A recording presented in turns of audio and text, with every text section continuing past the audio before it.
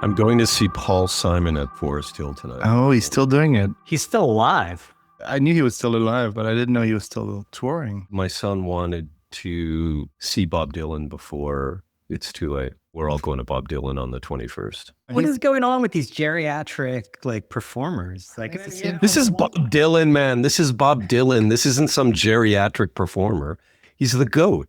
I get it. At some point, it just feels, why are you still working? But I get it. Yeah, but Alex, you know what? When you're 90, you may be pushing pixels with a tongue depressor. It happens to everybody, dude. Will I be doing webinars? I get why you'd want to be relevant. What would you do in your webinar when you're 85, Brian? What do you think you would do? Well, I already struggle with advancing the slides, so I hope that I will not have that on my plate.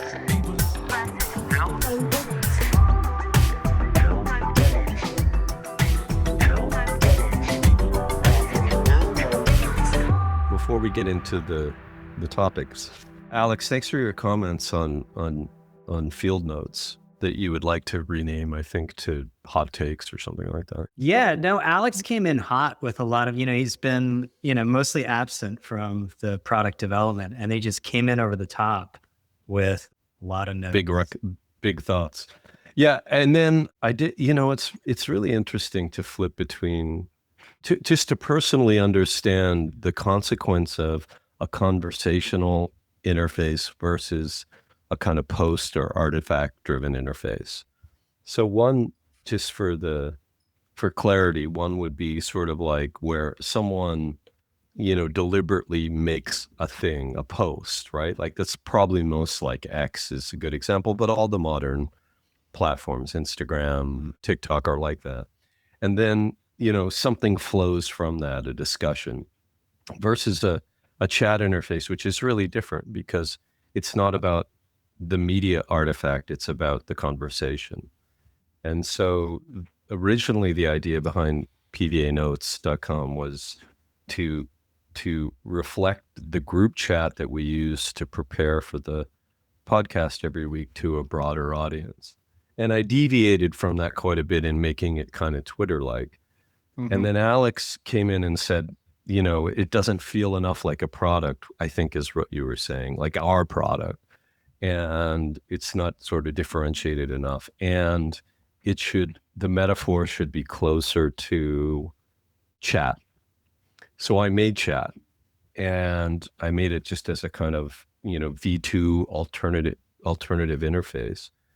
And, chat is almost, I guess, conceptually like inverting posts, right? Where the conversation is what leads below the post. That's the product. What happens is when you get more than a few people doing that and people that are not looking at it regularly, it's really disorienting. And the nice thing about chat is that it doesn't require a lot of the user. Like you can just, lay something out there. There's not a lot of consequence to posting. You don't feel like you're on the stage. You're just talking. The problem with it is interface wise, it's really hard to manage. So what I did just quickly is I compared three modes. One is the X model, the other is the WhatsApp model, the third is the Slack model. And the Slack model is different in that it's sort of channel based, right? Each channel is a topic in your company or a discipline in your company or an area of interest. And what I kind of elected is to make our comments more like conversations. And if the comments on a post are robust, you move essentially into a room. So it's like an event that has think of an event that you go to that has, the main area where the keynotes are made and then the breakout rooms.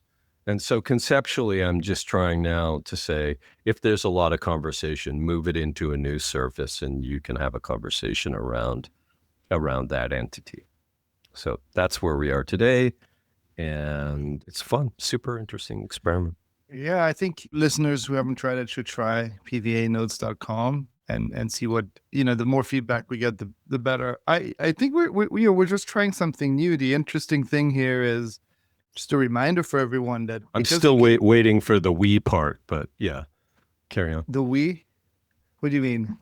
Oh, I'm waiting for you to do that thing you used to do with me, which is come down from the mountain with the tablet. Well, it'll happen at some point.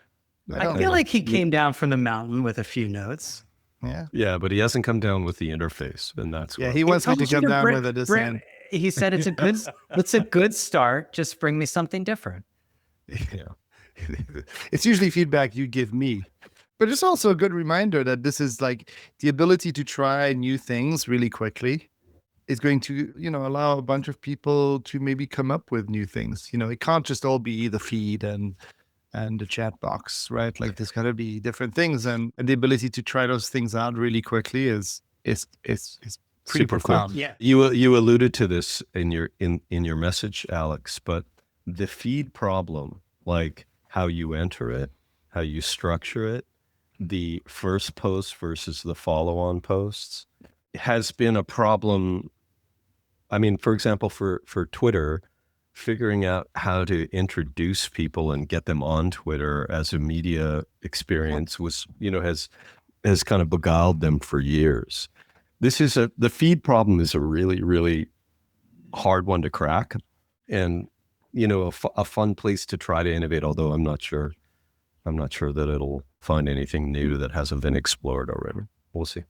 Yeah, I mean, Twitter used to have, they had like a call to action because you got that box, and it was like asking, what are you doing right now? And that led to a lot of like what people had for lunch and whatnot. So I think it is a little bit confusing. I think people arrive and don't know what to do. When you think about it, though, you realize how like Twitter was really a lightning strike and like a smart idea and a smart product on all levels when it came out, in terms of format creation, in terms of product name that's also the media type name, like a tweet. The way that it occupied a new part of self-expression that didn't demand a lot of the creator but could, just became this kind of global water cooler. It was a really, really good idea. Maybe still is. Elon still thinks it's a good idea. Let's actually get started with the meat of the show. Welcome to People vs. Algorithms, show about detecting patterns in media, technology, culture, global football culture too. I want to start off with a couple of quick notes about the World Cup. I'm smitten. I've seen enough. I know Alex is smiling for those of you now watching on the YouTube feed. I am an American convert. The World Cup is the new Summer Olympics. It's the preeminent global event. I'm sold.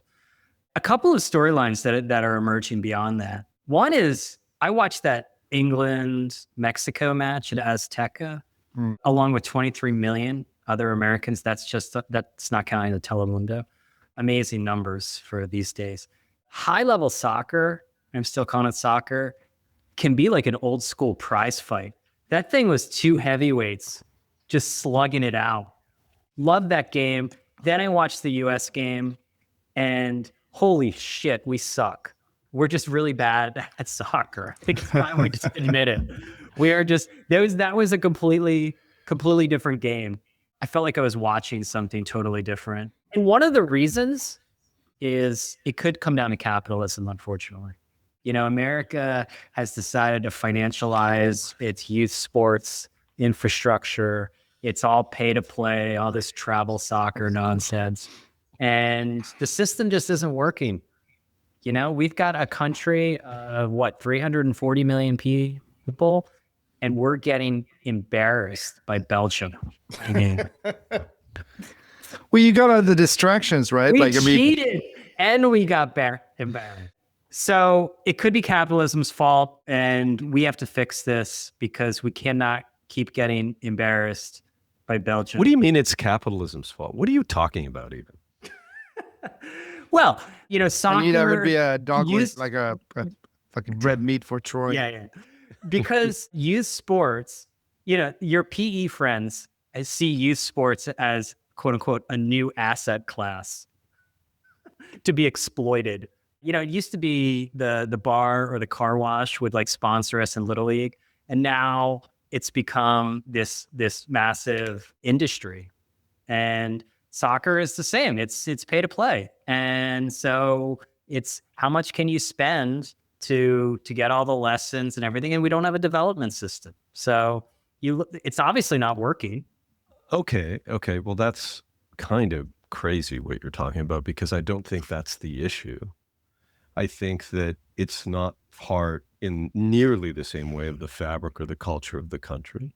I think that America has an appetite, as we know, for different types of sport that dominate, the culture of sport in the country. Demand for the greatest athletes is channeled elsewhere, right? Like, our greatest athletes are not playing soccer rather. They're playing football, they're playing basketball, they're playing baseball. They're not playing soccer.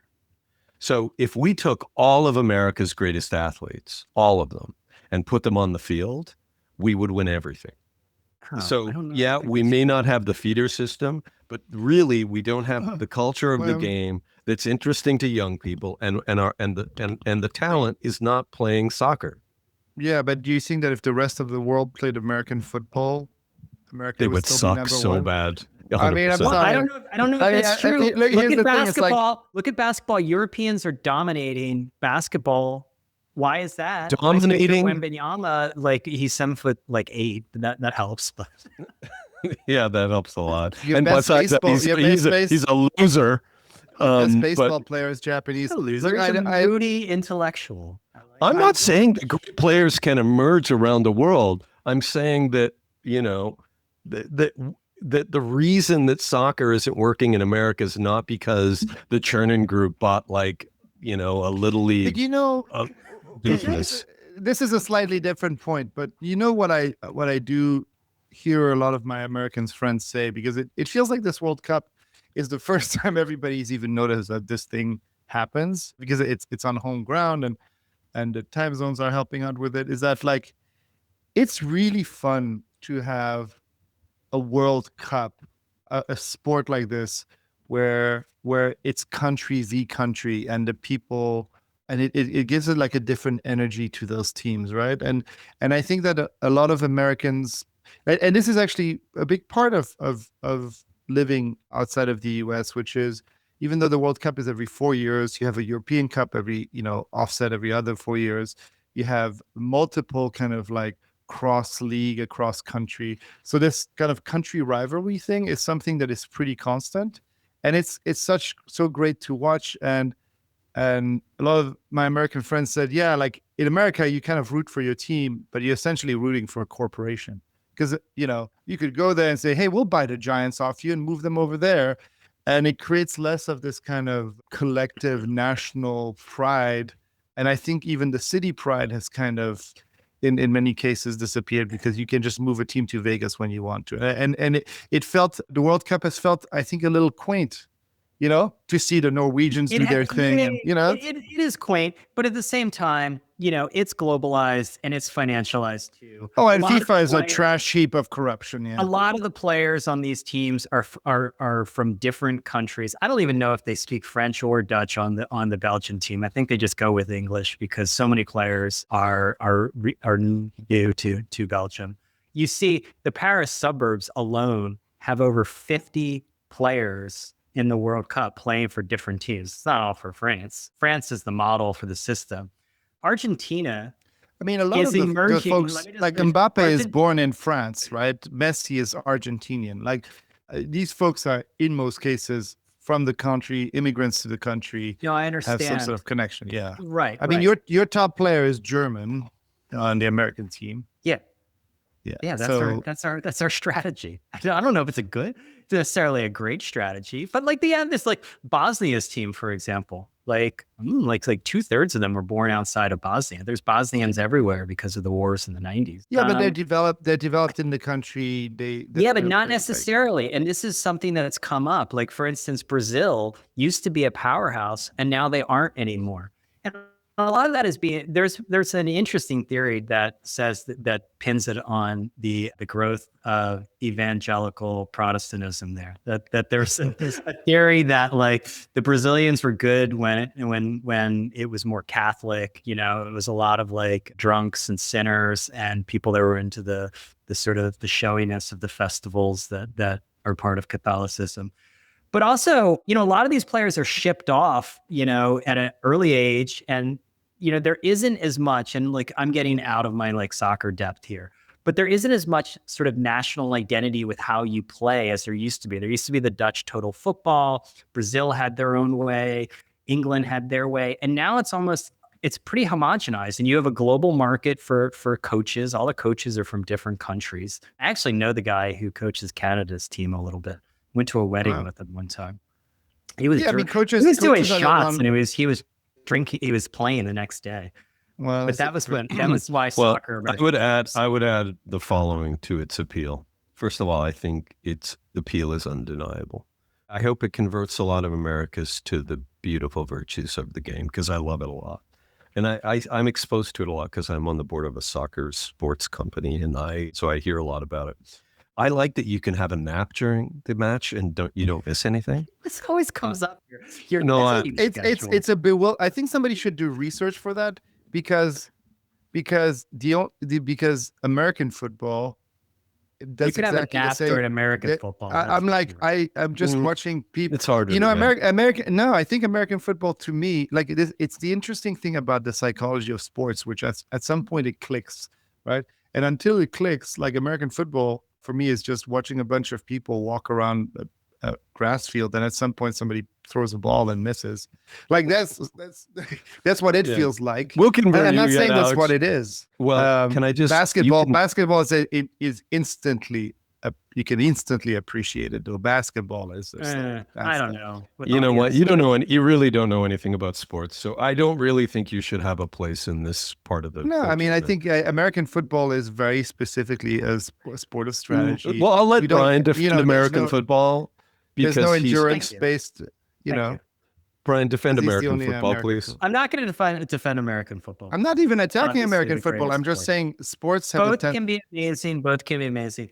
But I like the cultural angle of this, because you get this kind of national competition and you start to learn different things about different cultures. Argentina is emerging as a classic villain of this tournament. It's got corruption. They got a lot of racism that comes out of South America. I don't know what is going on, but as an American, I'm like, whoa, we didn't hear about this. We had the Paraguayan senator come out with just bald-faced racism. The YouTube influencer I Show Speed suffered a bunch of racist abuse at the Argentina Cape Verde. I guess we're doing Cabo Verde now. I'm fine with it. It was always Cape Verde to me. But really remarkable, and not a really good reflection on a lot of the cultures that are around some of these national teams. Argentina has these racist songs that they sing too. I had no idea. Argentina's not coming up. Yeah, it's interesting. I mean, it's a thing that happens every 4 years. So it's kind of a magical event, right? As far as a media event, it's like the Olympics, but it happens every 4 years. It has a lot of personal drama, because it's kind of that Olympics, it's somebody's last shot all the time. But on top of that, it has this fan dynamic, which you don't get in the Olympics, which is these kind of crowds that come in and these super fans, and it pours in the kind of the soccer culture, with this hooliganism, or kind of these, there's these groups called ultras, or that can then get exposed to the world, and you're shocked. I'm honestly shocked that Argentina's still doing this shit. Most countries aren't, the Japanese cleaned the stadium at the end of it. Norway's being a fucking delight with the Argentinian fans were throwing beer all over the Egyptian fans. They're really coming off. Listen, guys, the Japanese, their quirks come out in all kinds of weird ways, but maybe not at the stadium. The nice thing is you can drop into a match, you can have a drink with your friend. This is a very important thing, right? You can chit chat, you can have a drink, you can nap. And my favorite thing about soccer, which at first I found a little off-putting, is the rules are kind of they're really up to the ref. And so it's contentious. They're just the offsides thing. It's is the game over? He hasn't decided it's over. It's going to go on a little bit longer. That's what I was I love that about it. I love it. It is fantastic. Did the GDPR people come up with this VAR? You know what? There's a few things that changed. The VAR thing is. First, they added the goal line, right, which was fine. Okay, goal line is fine. A goal, we might want a computer measuring that.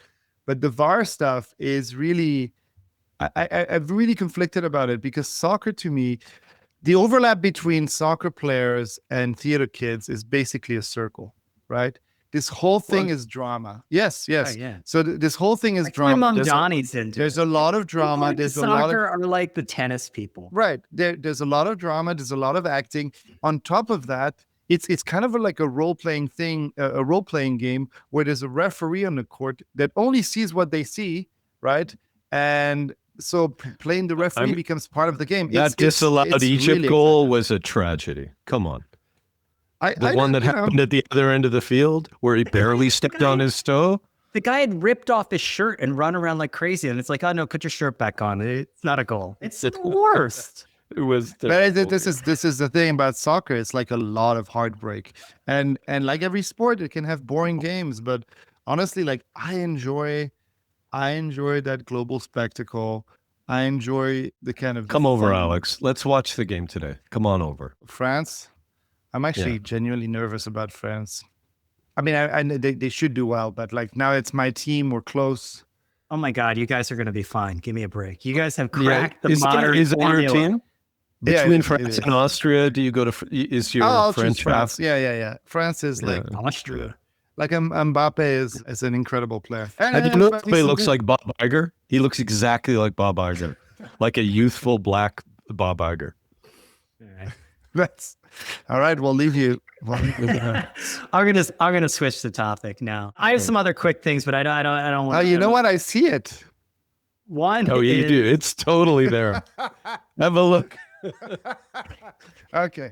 Just a couple of quick notes, and then we'll get into the meat of this stuff. Drone shows are now the new normal with fireworks. They go hand in hand with fireworks. I saw a drone display here in Miami, which was hilarious because they celebrated the bicentennial. They got that wrong. I mean, it's still Miami. It was very local, but it's amazing what these drones can do. I mean, now I understand why they're revolutionizing warfare. They like formed themselves and showed a guy doing a bicycle kick with a soccer ball, like drones. Does that move fast enough? Yeah, I mean, it's a little slow, but it's like pretty amazing what they can do. Well, it's the perfect way to combine warfare and narrative. So you can like create a image in the sky of someone giving, you know, another army the middle finger, and then just release the bombs. Yeah, that's true. I mean, it definitely has a narrative impact. The other one is these, and it happened right after the last episode. These Russian rooftoppers, you know, that went up the Empire State Building. It's amazing, like, because that really broke through because they're great characters. These two. Oh yeah, they were also hot. They were hot. They were literally hot. Yeah. Particularly the woman, Angela. She's got something there. She was arguing with Yvonne, like on the top of the Empire State Building, that the photos were not good enough, which is just chef kiss perfect. She is out of central casting for Slavic women. I'm not going to go into too many details. Just trust me on this one. Okay. Just like a perfect character. She came out of the courthouse and they're like, how about a kiss? How about a kiss? She not only did the kiss, but she grabbed the back of the guy's head. She's perfect. She's great. I like them. I want to see more of them. Please don't ask them. Brian, what do you look for in a woman, Brian? She has everything going for her. Graham Plattner went down. Maybe Trump is truly unique as a figure. Did Graham Plattner have explosive diarrhea? I don't know if he had explosive diarrhea, but he had. I don't understand the reference. Consent issues. I got the wrong line on Brian's lineup. Sorry. Okay. Troy is tracking some sort of bug going around the country that's causing explosive. Why would you ever want to go on a cruise? I don't know. There's not a lot of. Yeah, why don't you just buy your own boat, man? Like, but look, that's also very classist. I think a lot of the I was very anti-cruise, but I think it has become very classist to be anti-cruise. They come and they kind of get on the harbor here in San Francisco. So if you're down by the piers, you'll notice a lot of commotion of people just looking confused. Yeah. And I get why people do cruises, Troy. If you look at those fucking things, they're great fucking value. They're great value. They are, and that's why it's they're so cheap. They're so cheap for what you get. It's a taste of you can drink. Of luxury. Carnival cruise, and all you can drink. And you will deal with the smell of a little diarrhea it's kind of, Yeah, you might get legionnaires. Have you might ever get been on a legionnaires. cruise, Alex? Have you been on a cruise? I hate cruises. I'm with you. Like, I mean, to me, it sounds like hell. But Yeah. even when I was poor, I didn't like cruises. I always thought, like, I mean, it's just like, it feels like a prison. But, you get a lot for nothing. Look, also. if the Diamond Princess didn't kill cruises, explosive diarrhea is not going to kill it. Let's move on. Speaking of, I almost died on a boat on the weekend. Terrible. Oh yeah, that terrible. is. Troy had a Yeah, NP this experience. this will connect all the themes of the show today because Just don't do that. Don't be just another rich dude that dies on his boat. That's no, I Go down in a wasn't copter. self-inflicted. Copter is the better way. No. Like, Against my better instincts, a friend of mine said, "Let's go out and watch the Sag Harbor fireworks on the boat." So I had like 7-8 people on the boat, and there were weather warnings, amber alerts. He's like, "Don't worry about it. That stuff's all Amber over the ground." alerts. Whatever it came up. No, on amber alerts. Trafficking? Yeah. No, I get it. So anyway, we get out there, and I'm like, Norman, you're right again. This is the best. Warm summer breeze, calm water, fireworks going off, having a drink. This is great. And I had to take him to his boat. And then it started. Then the storm started, and it was 80 mile an hour. Did the winds. Negronis like steady your hand, or Brian? At the end of it all, I was so overwhelmed physically because it was so stressful getting back that I just went home and crashed. It was really stressful getting back in, really hard. I couldn't see a thing. I couldn't read my nav. The rain was like pouring in the front of the boat. It was crazy. Sounds exciting. but you didn't panic. You weren't like John Kennedy Jr. No. I always say, and my wife snickers when I say this, that had I not gone into media, I would have been an emergency room surgeon.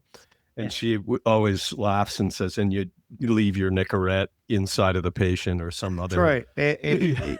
Yeah, but that's like ADHD and trauma brain. Like, yes, of course. Yeah. But when shit gets really bad, I get focused. Yes, exactly. Same as lock me. it. And then when everything's okay, you're scatterbrain, right? Yeah, exactly. Okay. Just like on this you've spot. got ADHD.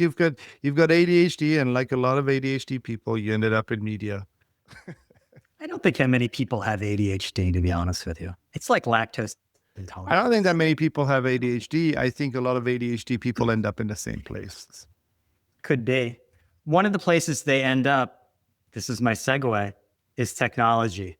What I've noticed is a new AI safety meme is emerging, and it's basically taking the anthropic positioning around AI safety and it's turning it against it.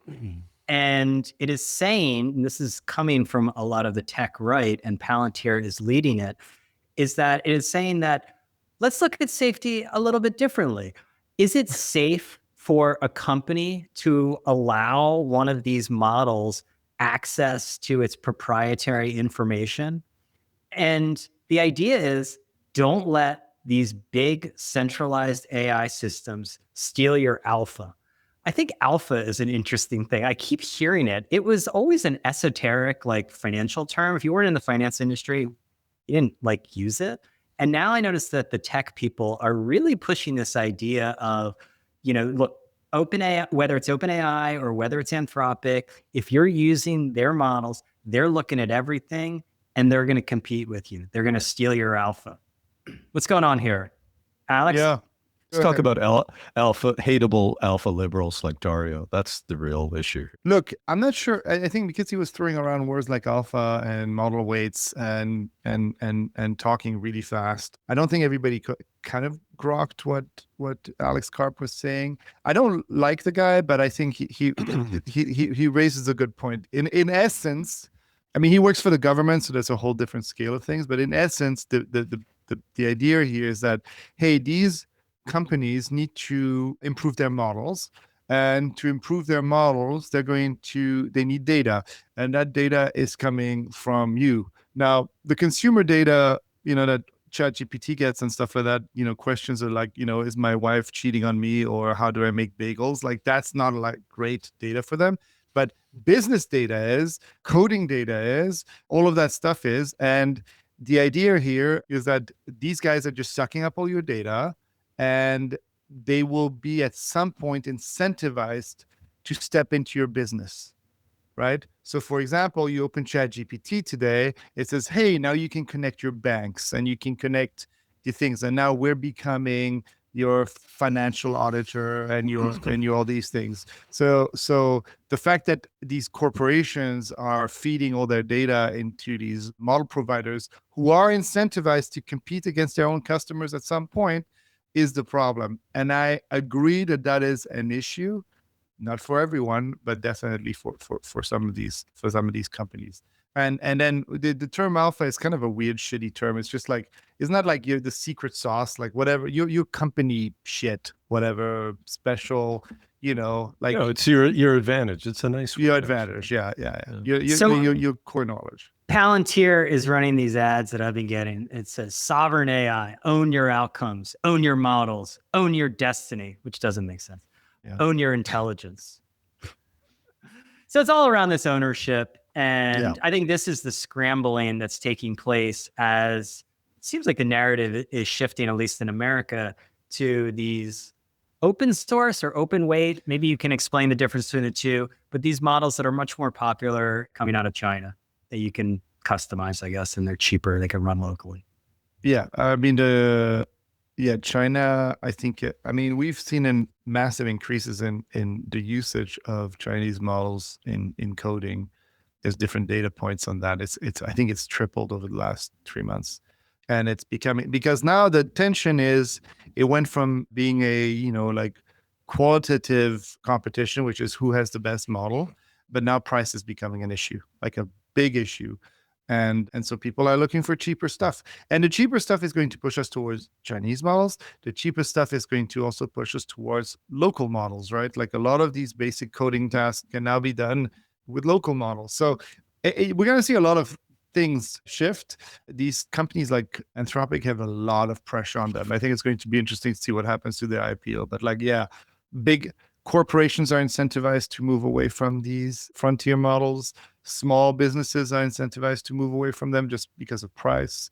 And so, they just need to keep making it so incredibly great at doing whatever it does that it's the trade-off is worth it. And then open weights and open source, like the weights is basically your ability to look at all the stuff that's been learned.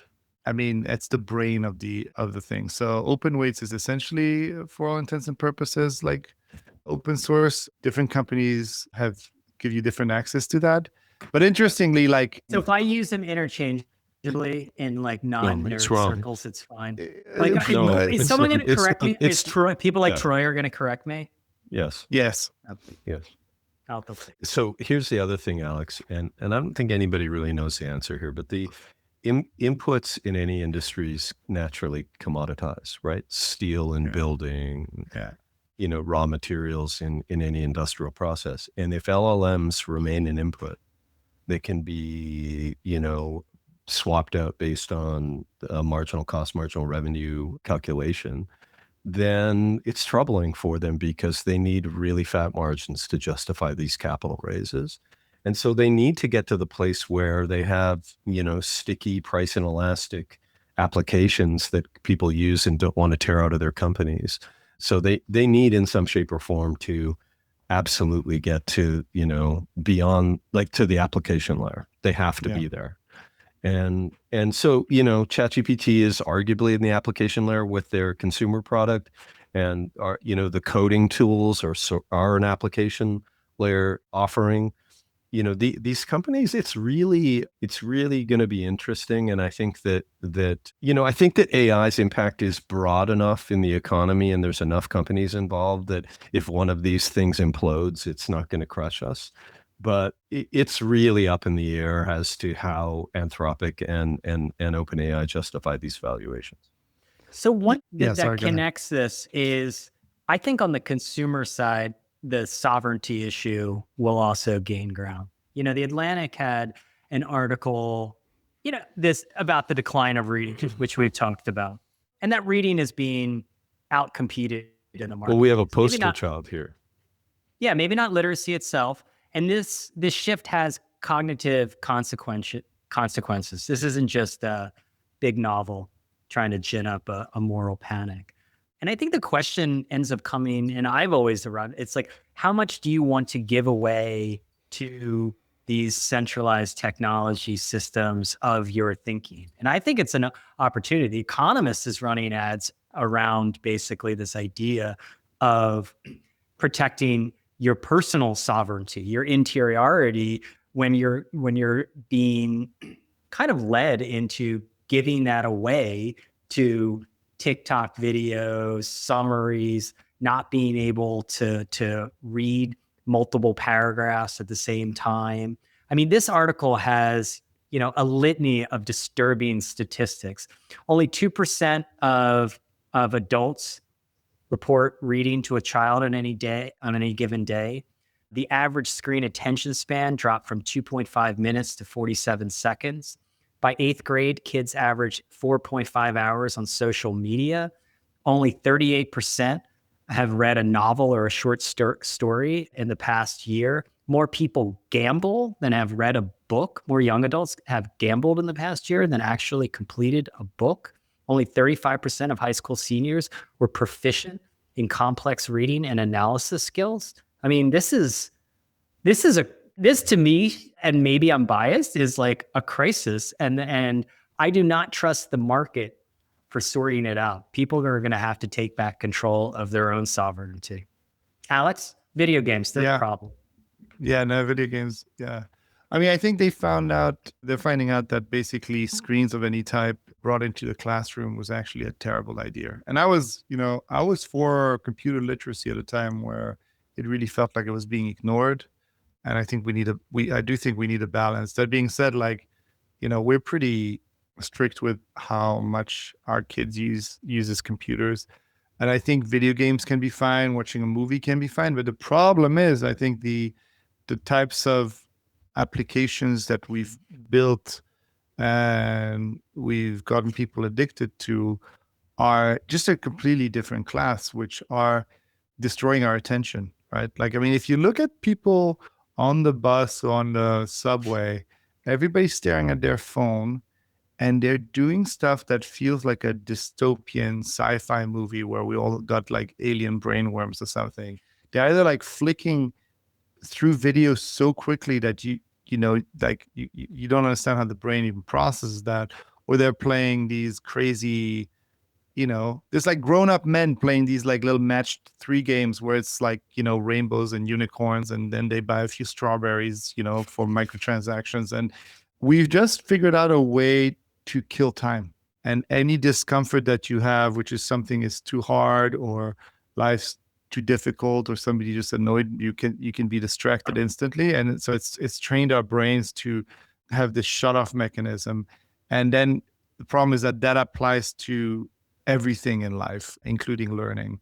And it does feel like, we might have a generation that isn't this the first generation that is like less capable, kind of like, yeah, they're academic addled. aptitudes. They're completely addled. South Korea has these dopamine apps where you simulate these dopamine feedback loops. Like ordering food apparently is a dopamine hit, but you don't actually get the food because, like, I guess people can't afford it or whatever.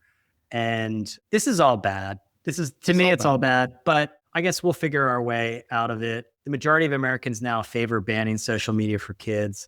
That movement's gonna grow, right? Like, I think we've like, at least in the podcast I listened to, there's been a lot of criticism of those bans in Australia and the UK, and because like, hey, they don't work, and the data isn't entirely correct or whatever that is. But it doesn't matter. Like, when you're a parent and you see your kid like cannot sit through a dinner without staring at their phones, and you know what the crazy thing is? I think it affects, it's very there's a massive wealth gap, because when you're wealthier, you can choose to send your kids to like a school without screens. You can choose to have, you can have more time with them and more patience with them.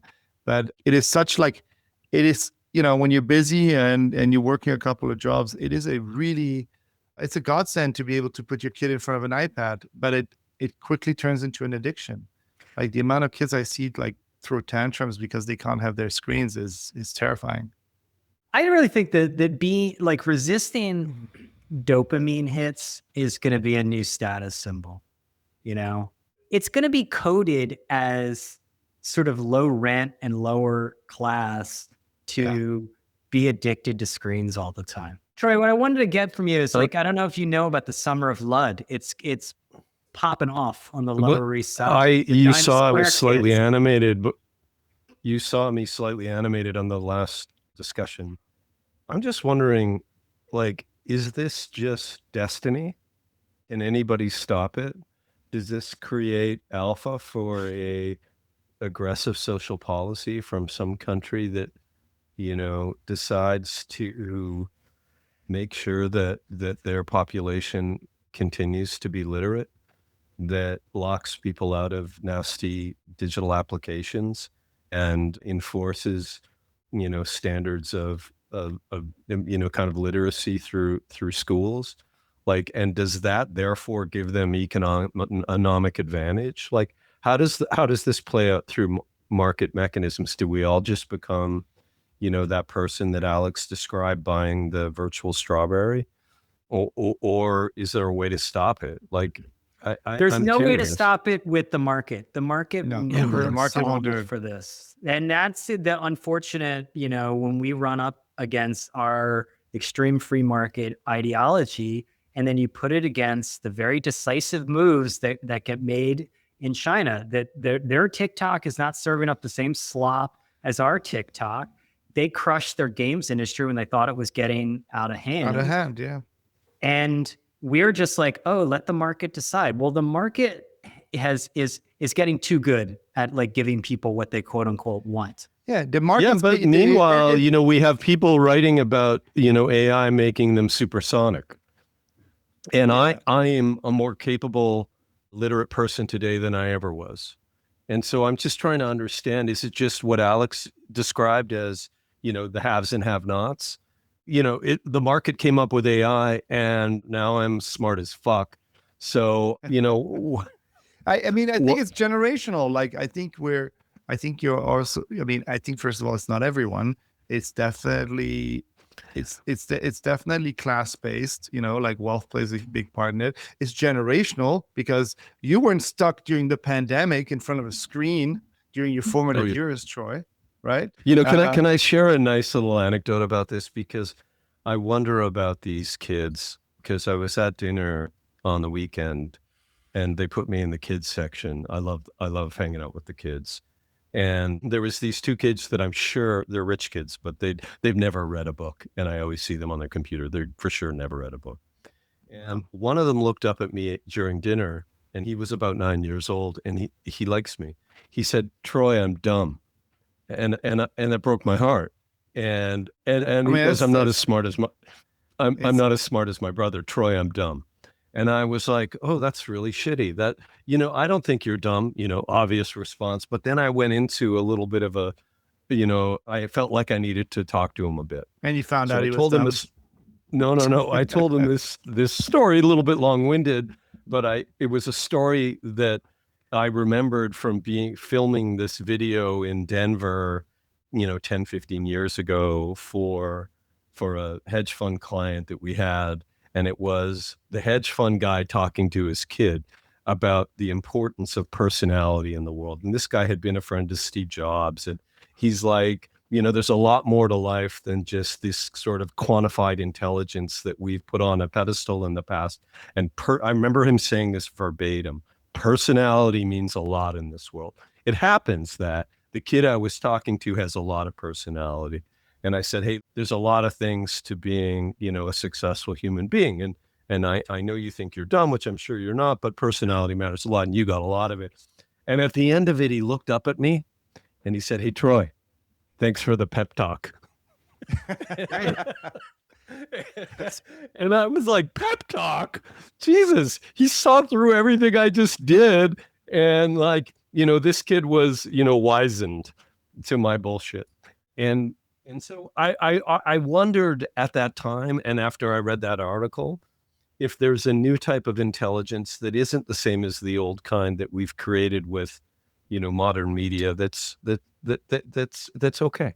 There's multiple They're kinds smart. of intelligence. Let's play. Yeah. I mean, obviously, Leo's going to be fine. There's a place for him on the rebooting sales team. Lots of different sales teams out there. Thanks for the Leo. pep talk. I'm not worried about him. Okay, what do you couple- want to talk about? Dime store? What? No. I was just mentioning that it's the summer of Lud in New York City as the Zoomers rebel against technology. They're holding a little bit of a Luddite festival that happened from June 28th to July 5th. This stuff is like catnip for media. It's like hippie shit. It's good. Yeah, I mean it's great, good, but it's but not. I think it's a sign. You're gonna be out of work, folks. So keep gathering with puppets. All right. In 10 minutes, Bridget Williams is going to join us to talk about being a thoughtful mercenary in local news. We have 2 minutes, 1 minute before Alex's hard stop. Alex, in maybe you give us 90 seconds.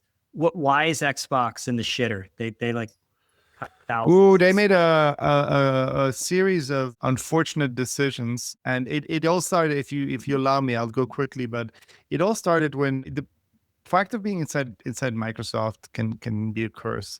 And they released the previous generation, which was the generation where most of the shift was happening to digital. They released a console that really kind of downplayed the idea of playing video games and instead wanted to be kind of the everything box under the TV. I think it was at a time where Microsoft had just lost the phone battle for good, and their next battleground was the TV. So they turned the Xbox into, a set-top box that you could kind of plug in your cable to and watch your sports from, and they really deprioritized the game. And PlayStation and Nintendo, Sony and Nintendo won that generation of consoles. So that put them on the back foot. Then they did a bunch of mistakes. They spent a bunch of money acquiring a lot of studios, including Activision, for $70 billion. A lot of them, which they're now restructuring, lots of layoffs. They launched a subscription service, which was, a great deal, but never really picked up. I think they have half the users that they were planning. I think they have 30 million, and they were looking at 77 million by now. They did some crazy branding thing. Do you know what the latest PlayStation is called? It's the PlayStation 5. You know what the latest Xbox is called? When your kid asks you to buy the new Xbox, you have to go to the store and buy the Xbox Series X or the Xbox Series S. When people are this bad at branding, I think you have to have to start scrutinizing their entire strategic decision making. Just a bunch of stupid, shitty decisions, too much money spent. And then AI happened, and the word came from up top that the margins in every department of Microsoft needed to increase, and that was really hard for a company that had just bought a bunch of studios and was moving into producing their own content. So I think they did too much. But on top of that, the industry itself, the gaming industry and stuff, is restructuring itself. It's lots of things are changing. Sony is also struggling.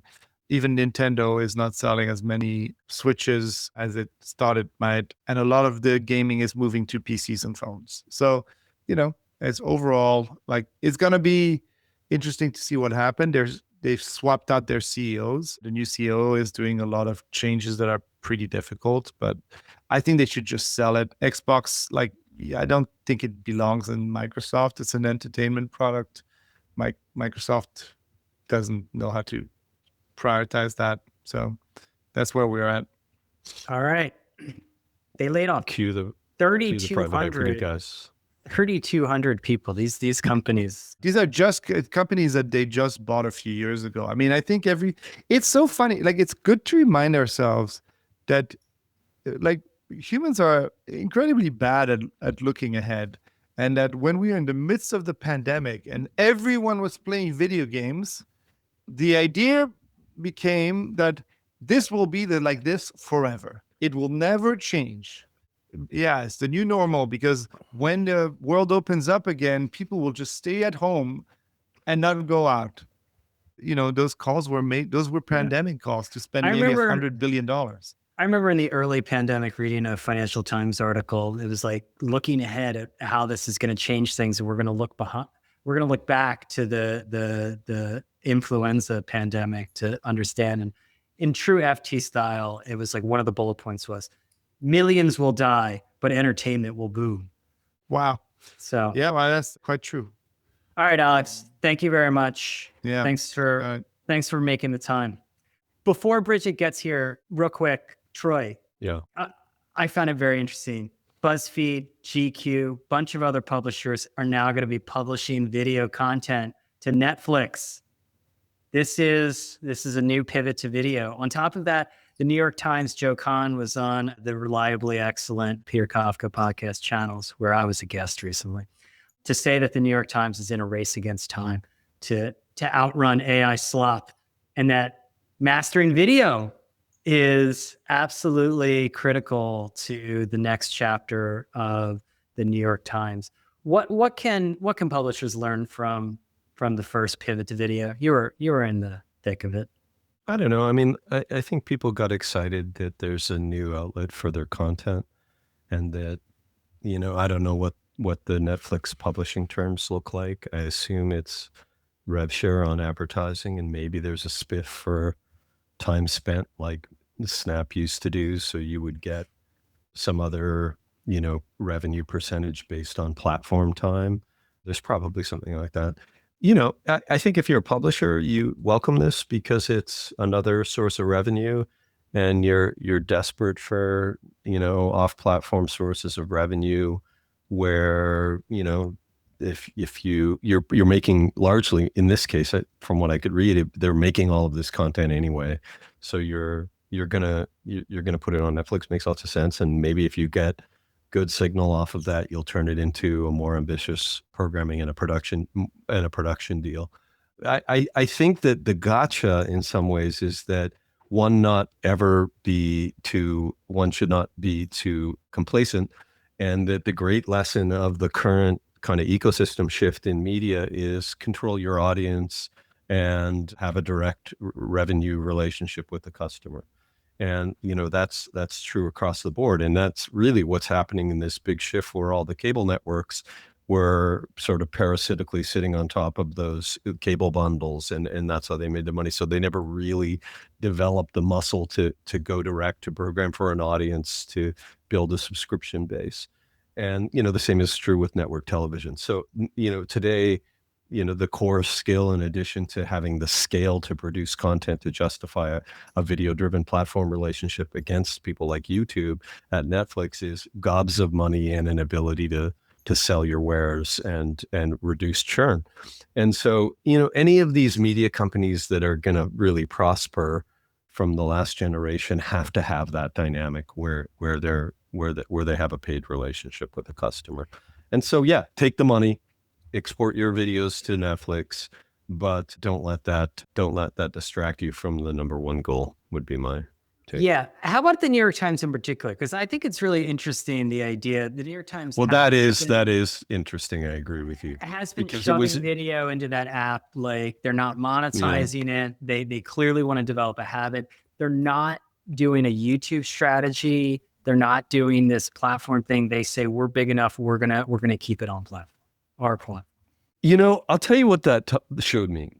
First of all, it was Khan's admission that their TAM is really big, because they can now be, a video-driven reporting organization, or kind of like mixed media company, which is really what our world kind of, I think, demands.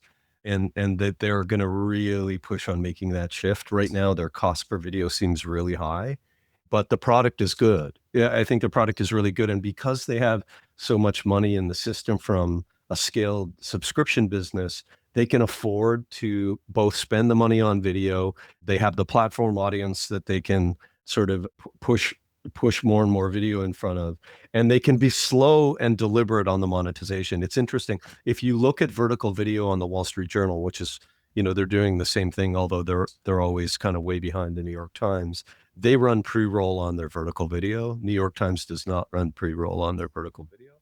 And as a result, it feels like a platform. It's a good product. And there's almost enough volume there that you can start to see a feed where you can, spend 5 minutes moving from video to video to video. But really, the other thing that I kind of realized in just like, this is maybe kind of daft, but like, is that just how clear it is that the platforms won. And while the web is completely eating itself and, struggling with the loss of Google as their kind of distribution backbone, Insta is just has become, first of all, their algo is nuts. It's so good. And the amount of news and lifestyle content on there means that Instagram has really become like a cable box, and it's so powerful.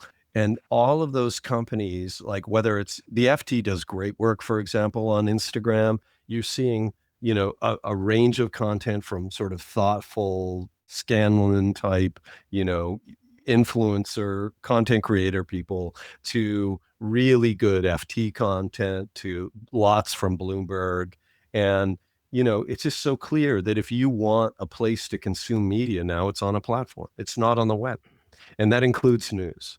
Yeah. And it's also, it also skews female quite a bit. This is something Nick Carlson brought up to me from Dynamo.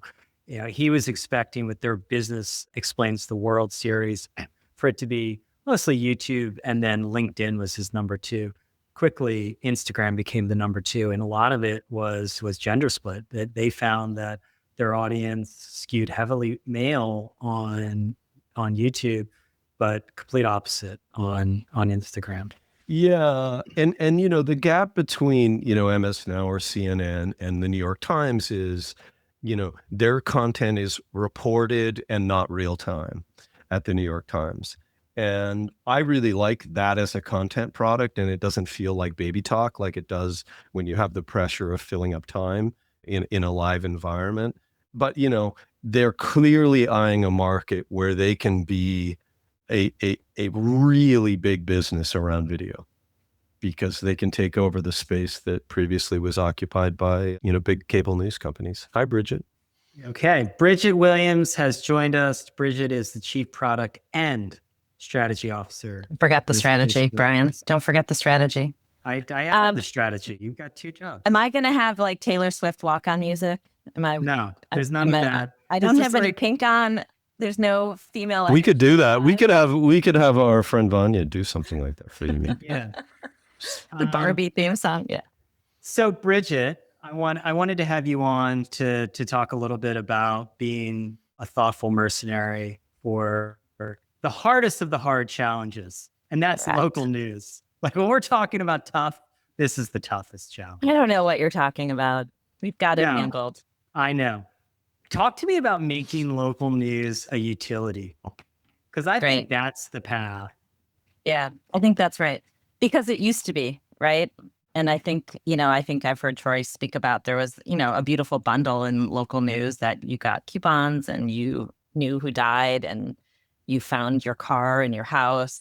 And those were all useful things. And I think, the internet disrupted that, and we had self-inflicted wounds around that as well.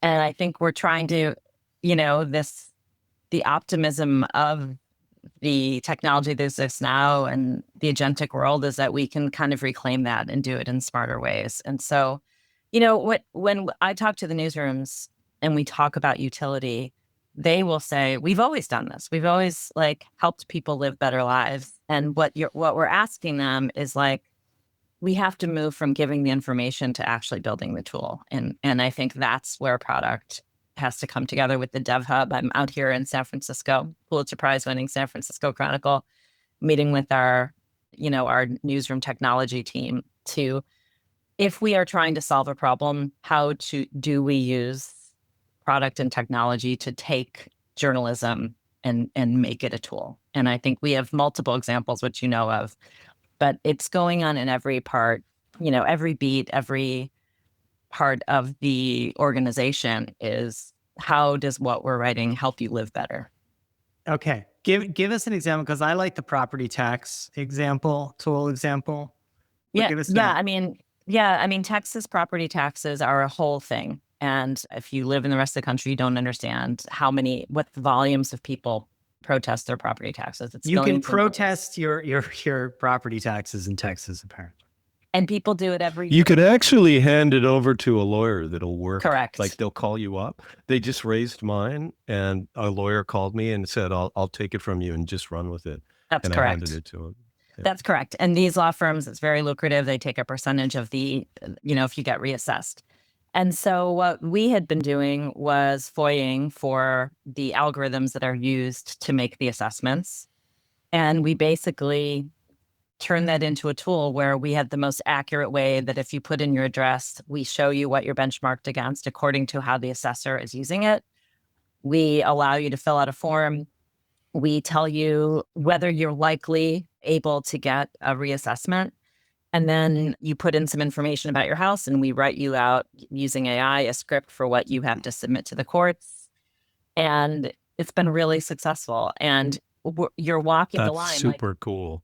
That's really cool that you did. And what we're not doing is we're not a agent. We are not a, insurance broker. Take a cut. Come on, take a cut.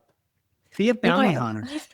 Yeah, I mean, where is the line? And I think we're trying to figure it out. When does it move into something that is, from information and tooling into sort of advocacy and in the business of? And I think, culturally and even with our users, they're going, well, wait, why are you doing this? But we love it, and I think we're going to get there in all parts of the business. And it's just becoming useful. The data that's available and what we're able to do now is, we can really amp that up. And we also understand more about our users and who needs what. So it's a big part of what we're building. So, Bridget, can AI save the local news business? Because it's actually kind of interesting. First of all, I always admired the kind of media marketability of local news because it's a differentiated media product. Yeah, that's right. Whereas if you run, magazines are much Cosmo tougher. and Elle and way tougher. And Bazaar, everybody can do. Yeah. That type of lifestyle content. So I think there's a uniqueness to local stuff that's really valuable. The thing about that gave New York Times some liftoff is they were always better at product than all the smaller players. Correct. Because it took so many engineers and product people and obviously fortified by the scale and turns in a big newsroom. So that's true. But I think now you can just build shit and you can build really good stuff. That's right. And so maybe AI helps you guys. Yeah, it looks like did you use it for this California college admissions tool, the guide? I mean, we used AI in the engineering of it, but as it relates to building product, democratizing the things that used to have to go central, supercharging the content that we're able to do, all of these things. I mean, we just had a big product summit that was everyone has to shift left. A product manager should be shipping code. Anyone should be able to do design within our design framework with constraints. And, even on newsrooms, we have this experimentation lab called Acorns.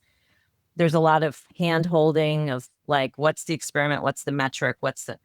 That can all get there are thought agents that we can build in to let everyone launch experiments without having to go through the product experimentation funnel. And it feels like an exciting time. And I'm very happy to say the newsrooms and everyone is embracing it. And I think because they're seeing that it isn't just about efficiency, it's about they're able to do things that they were never able to do.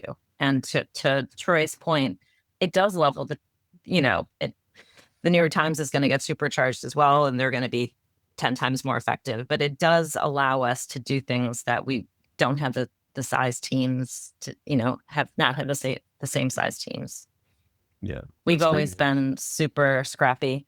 The other thing about in an open AI, all these negotiations, what is the novelty of what we do? How would the model fall apart without our content? I'm very interested in that topic because I do think in the world of Cosmo and some of the other large media companies, there's just lots more commoditization, and there are facts that we are collecting that do not get collected without us. And how much value do we bring to the model? I also, we're bringing in hundreds of data feeds, right? Does that become part of our corpus, and does that become part of our body of work? If we are bringing in a data feed and we're giving it more context, let's say we're scraping a meeting, let's say we're taking grocery prices, right? These are all the kinds of data feeds that we're using to create graphs and utility. Imagine if that becomes part of our knowledge graph. That's just a much more robust look at what's going on in a local market than could be provided without the context. So how are you using AI to create new formats? Well, I mean, imagine the atomization of the journalism so that you can remix it into key points or summaries, or an animated penguin reading you the news, or, a daily audio briefing that's personalized to you. That becomes, we do have human in the loop and all of those quality signals, but imagine the amount of giving you what you want when you want it in the format that you want, that the article does not become the thing. Article is one of the ways that you might understand journalism and information. That feels, we're experimenting with this thing called Second Surface, which is really right now just vertical video, right? It's very like poor man's TikTok. But you can imagine if you're a mobile person, you'd like to get a quick swipe experience of what's going on in Houston this morning, give it to me in 30 seconds. And that is a value in as much as an investigative report is a value. And so once you have our journalism, and whether it's a data briefing or a chart or a vertical video or 3 key points, it feels like we're going to be able to, we're asking users to just do the same thing every day, which is, do you have all this time to come in, read a bunch of articles? And I don't think we can live in that world. It seems to me that local really is the nexus point for lots of data, because it's not just your property taxes, it's your school results, it's, health related data, it's local sports scores, That's right. all of the things that you really care about. So if you can, before, Bridget, this because, Hearst is now, probably a couple decades into platform experiments that are under-resourced, I would say. 100%. And if you can really start to process that data and bring, the intelligence to it to help people understand Exactly it, right. and then activate it on the back of it, whether that's, the sort of advocacy, send in your letter thing for taxes or whatever it is, that's pretty powerful. And it's like a whole nother stream in addition to local reporting and video and audio that you can use to create relevancy. It seems like a great idea. That's the reason I'm here, is I've spent 2 days locked in a room with the Dev Hub, because they have been the data journalism architecture for the newsrooms. But what they've been doing, because we've been scrappy, is there's a bunch of silos of data. And so now we're saying, all right, what if you were starting a news in a new market, what would be the 500 data sources that you would pull into a framework? And when you mash them up, I think insights occur, right? If you take that corner of the street and the building and the crime rate, a story might emerge, right? If you take if you take immigration trends by zip code and correlate that with housing prices, right? So the first thing that it does is, as a user, is there this was the debate while I was here. Can you log on to this site in the morning and get a sense of what is my city today, a thumbs up, a mid thumb, or a thumbs down? What are all the the traffic, the weather, the crime, a cool event happening, right? What is the daily TikTok that data allows you to see in your city? And then what's the newsroom that you build on top of this really expansive data set? And do you start building do you get journalism signals from that? In addition to the things that we always do well. Like you say, the newsroom's totally on board with it. And I know newsrooms love to change. They love people coming in, talking about data and all that. They love it.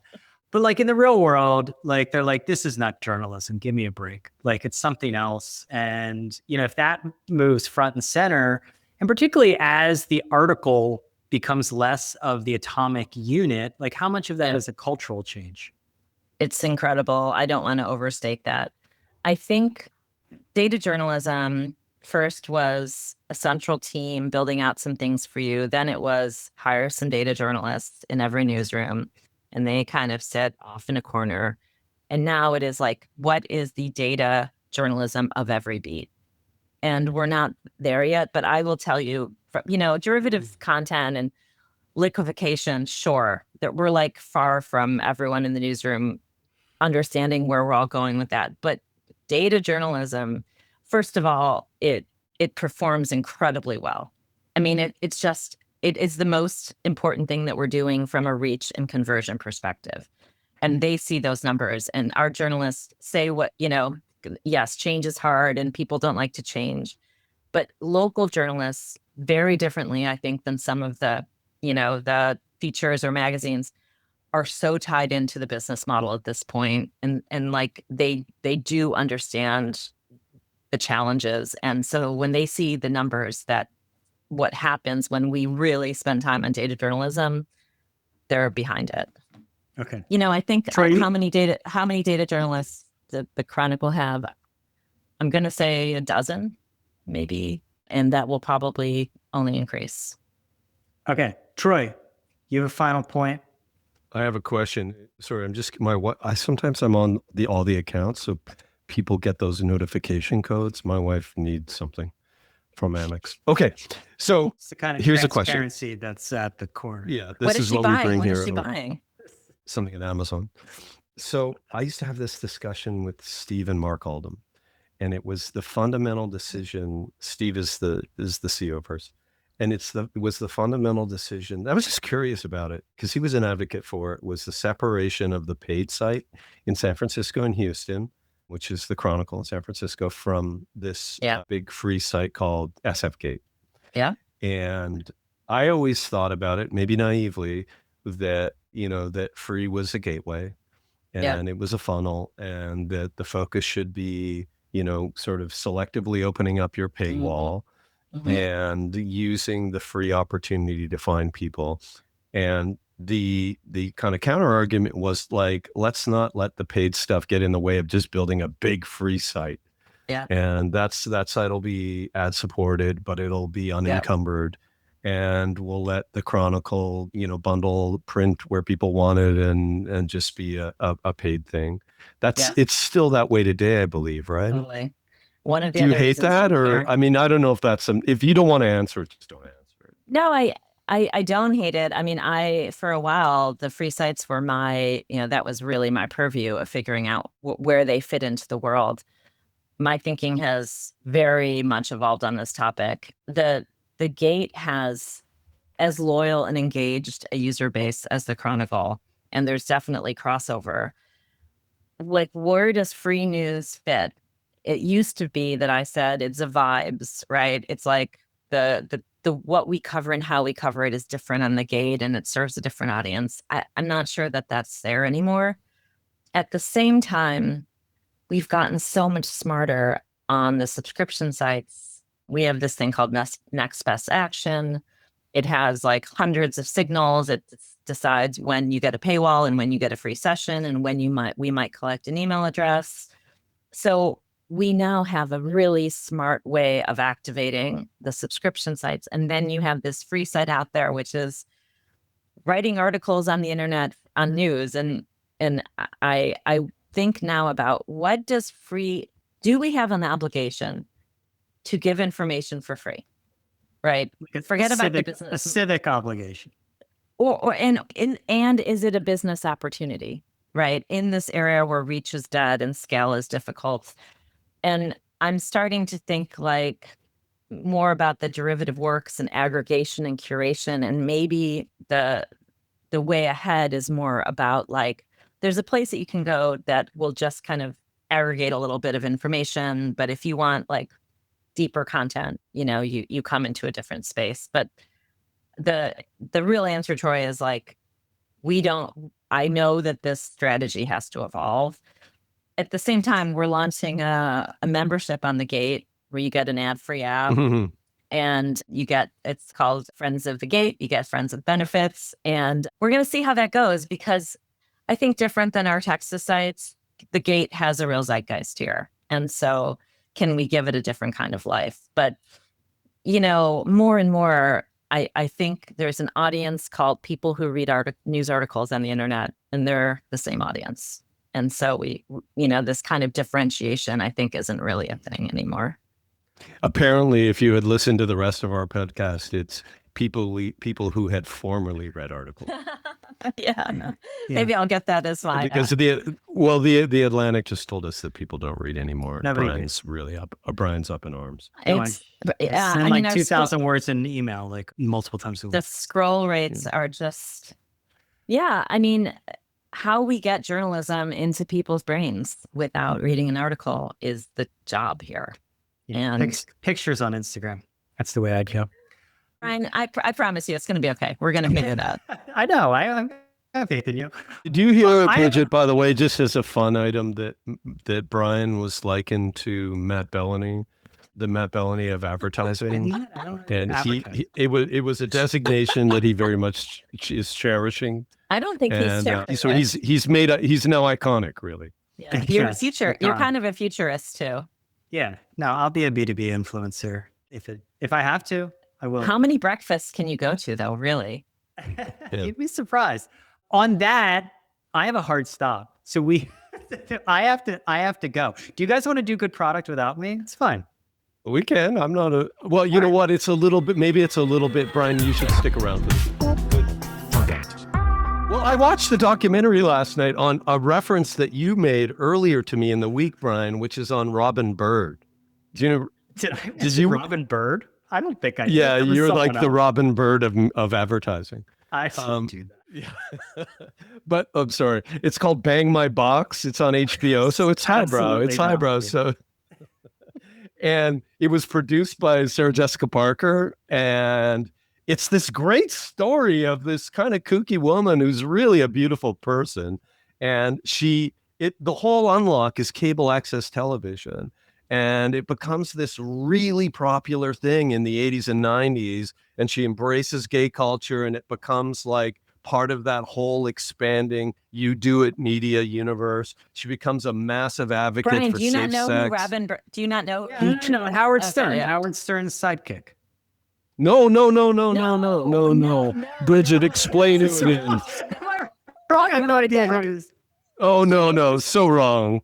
She is like this. Isn't that Robin Bird? No. Oh, maybe it's another Robin Bird, but she is this wacky, bleach blonde lady that just was like talking about free sex in an era where it just no one was talking about it. And it was public Well, she was a porn star. Yeah. Oh, I cut my teeth with Dr. Ruth. I don't know this. Listen, she rose from adult film performer to adult public access host and icon. You have you got to Google this. Kind of gay icon. I will. Immediately when you're done with your sales call. After my client call at the Amita, I'm definitely. Or maybe I mean, she was doing stuff, Bridget, that we all see now, like putting her makeup on at the beginning of the show in front of the camera, right? Bringing on all these side acts and stuff like she was. I gotta go. You guys continue this, but I gotta go. This is a great lead-in to my client call. It is a great product. I think that's all you need on that, right? That's it for this episode of People vs. Algorithms, where each week we uncover patterns shaping media, culture, and technology. Big thanks, as always, to our producer, Vanya Arsenov. She always makes us a little clearer and more understandable, and we appreciate her very, very much. If you're enjoying these conversations, we'd love for you to leave us a review. It helps us get the word out and keeps our community growing. Remember, you can find People vs. Algorithms on Apple Podcasts, on Spotify, and now on YouTube. Thanks for listening, and we'll see you again next week.